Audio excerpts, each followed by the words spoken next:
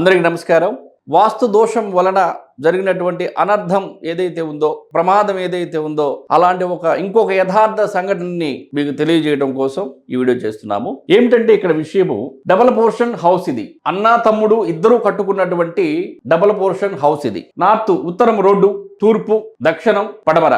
పై దిక్కున అన్న ఉండాలి కాబట్టి అన్న ఇటున్నాడు, కింద దిక్కున తమ్ముడు ఉండాలి కాబట్టి తమ్ముడు ఇటున్నాడు. స్థలం అంతా ఒకటే, ఒకే స్థలంలో కట్టుకున్నటువంటి డబుల్ పోర్షన్ ఇల్లు. కానీ ఇక్కడ ఏంటంటే తమ్ముడికి కొంచెం స్తోమత బాగుంది కాబట్టి తమ్ముడు తూర్పు ప్రహరీ కట్టుకొని ఉత్తరం కూడా మొత్తం మీద ప్రహరీ కట్టి ఎవరి ఇంటి ముందు వాళ్ళు గేటు పెట్టుకున్నారు. కానీ అన్నకి స్తోమత లేని కారణంగా అన్న పడమర ప్రహరీ కట్ల, దక్షిణం హద్దు మీద కట్టారు. ఇద్దరు కూడా దక్షిణం హద్దు మీద కట్టారు. ఇక్కడ ఏమైంది, అన్నకి తమ్ముడికి పడనప్పుడు వాళ్ళకి ఇబ్బందికరమైనటువంటి పరిస్థితులు వచ్చాయి. కాబట్టి తమ్ముడు ఏం చేశాడంటే, నీకు నాకు మధ్యలో గోడ ఉండాలని చెప్పని ఈ విధంగా గోడ కట్టాడు. ఈ విధంగా గోడ కట్టడం వలన తమ్ముడికి ఉత్తర ఈశాన్యం ఉంది, తూర్పు ఈశాన్యం ఉంది. అన్నకి నైరుతి పెరిగింది.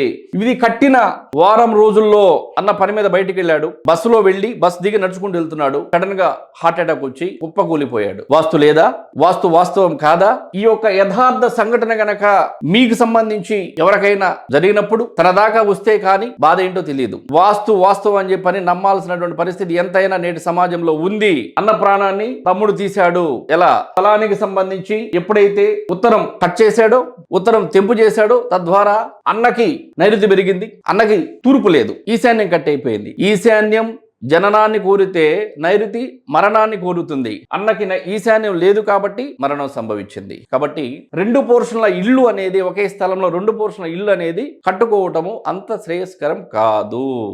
అన్నదమ్ములు ఎవరైనా సరే రెండు పోర్షన్ల ఇంట్లో కనుక ఉంటే ఖచ్చితంగా అన్న ప్రాణానికి తమ్ముడు ముప్పు తెచ్చినట్లే.